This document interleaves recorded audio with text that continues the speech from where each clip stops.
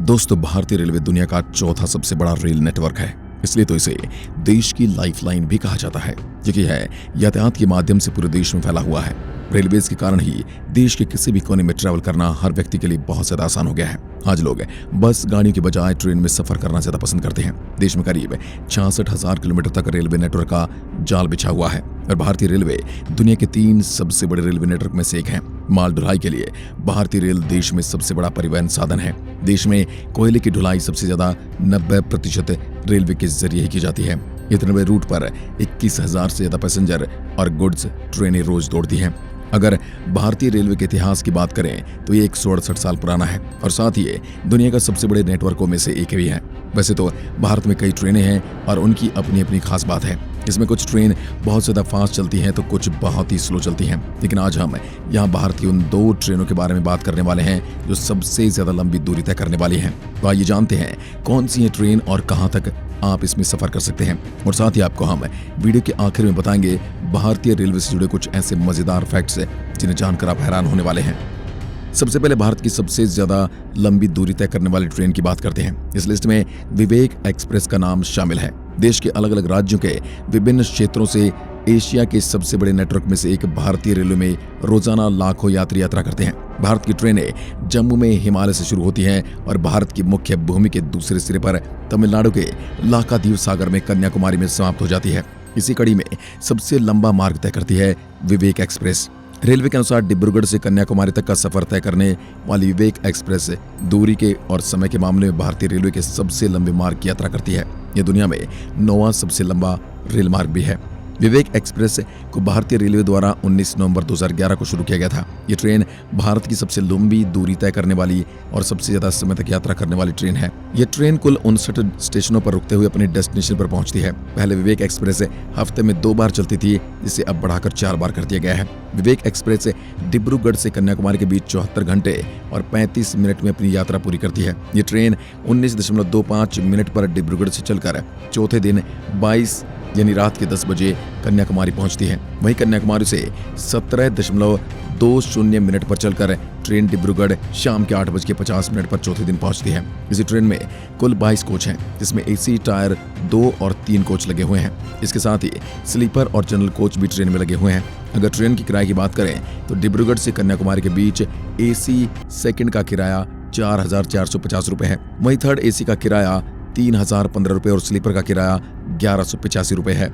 Train Tinsukia, Dimapur, Guwahati, बोईगांव, Alipurduar, Siliguri, Kishanganj, Malda, Rampurhat, Pakur, Durgapur, Asansol, Kharagpur, Balasore, Cuttack, Bhubaneswar, Khurda, Brahmapur सहित उत्तर के दक्षिण तक कई स्टेशनों से होकर गुजरती है और श्रीकाकुलम, विजयनगरम, विशाखापट्टनम, समालकोट, राजमुंद्री, एलुरु, विजयवाड़ा, ओंगल, नेल्लोर, रेनीगुंटा, वेल्लोर, सेलम, इरोड, कोयंबटूर, पलक्कड़, त्रिशूर, अलुवा, एर्नाकुलम, कोट्टायम, चेंगनूर, कोल्लम, नागरकोइलम और तिरुवनंतपुरम से होकर गुजरती है।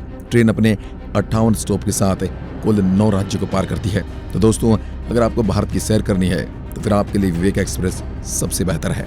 अब दूसरी ट्रेन की बात करते हैं, हिमसागर एक्सप्रेस। ये दूसरे नंबर पर आती है।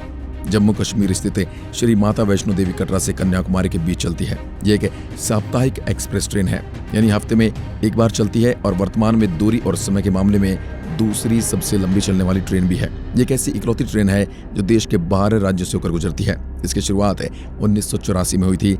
उस समय देश की सबसे लंबी ट्रेन थी। गाड़ी संख्या 16317 हिमसागर एक्सप्रेस सप्ताह में 1 दिन कन्याकुमारी से श्री माता वैष्णो देवी कटरा तक चलती है।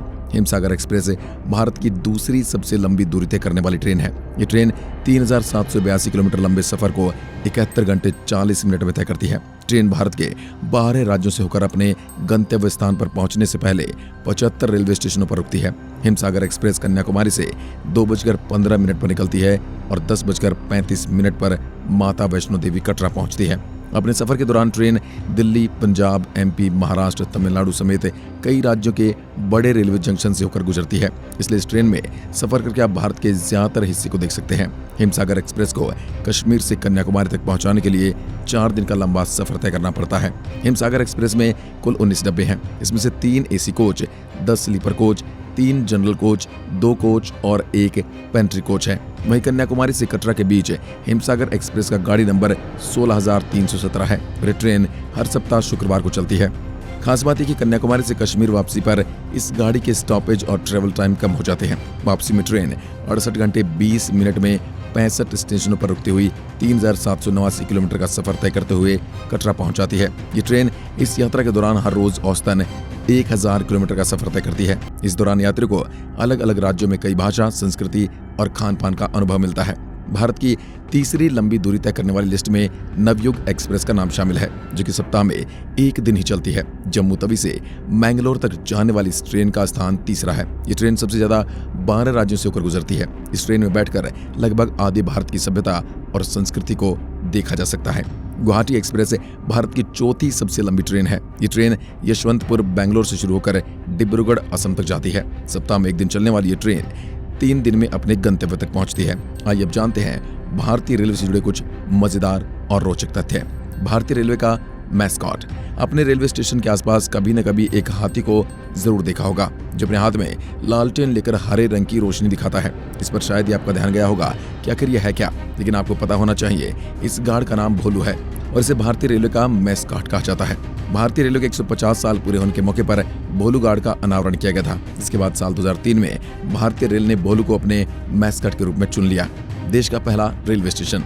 दोस्तों, क्या आप बता सकते हैं भारत में पहला रेलवे स्टेशन कौन सा है? ज्यादा सोचने की जरूरत नहीं है। देश का पहला रेलवे स्टेशन मुंबई में मौजूद बोरीबंदर है और भारत की पहली ट्रेन भी यहाँ से पुणे तक चली थी। इसे ग्रेट इंडियन पेनिनसुलर रेलवे द्वारा बनाया गया था। इस स्टेशन को साल 1888 में विक्टोरिया टर्मिनस के रूप में फिर से बनाया गया, जिसका नाम इंग्लैंड की महारानी विक्टोरिया के नाम पर रखा गया था। देश की सबसे तेज ट्रेन। भारत की सबसे तेज रफ्तार चलने वाली ट्रेन वंदे भारत एक्सप्रेस है। इस ट्रेन का 180 किलोमीटर की रफ्तार तक परीक्षण किया गया है। इसके अलावा इस ट्रेन को औसतन 160 किलोमीटर की गति पर चलाया जाता है। भारत की सबसे धीमी गति की train Mettupalayam Ooty Nilgiri passenger train देश की सबसे धीमी ट्रेन है, जो कि सिर्फ 10 किलोमीटर प्रति घंटा की रफ्तार से चलती है। पहाड़ी इलाके में चलने के कारण इस ट्रेन की रफ्तार इतनी धीमी है कि ट्रेन 5 घंटे में सिर्फ 46 किलोमीटर की दूरी तय करती है। सबसे बड़े नाम वाला स्टेशन। भारत का सबसे बड़े नाम वाला स्टेशन जो काफी मशहूर है, इसका नाम एक बार तो पढ़कर बोल भी नहीं पाएंगे। इस स्टेशन का नाम है वेंकट नरसिम्हा राजू वारीपेटा। यह बड़े नाम वाला स्टेशन आंध्र प्रदेश में स्थित है। इस स्टेशन की गिनती देश के सबसे बड़े नाम वाले स्टेशन के तौर पर की जाती है। भारत देश की सबसे महंगी ट्रेन कौन सी है?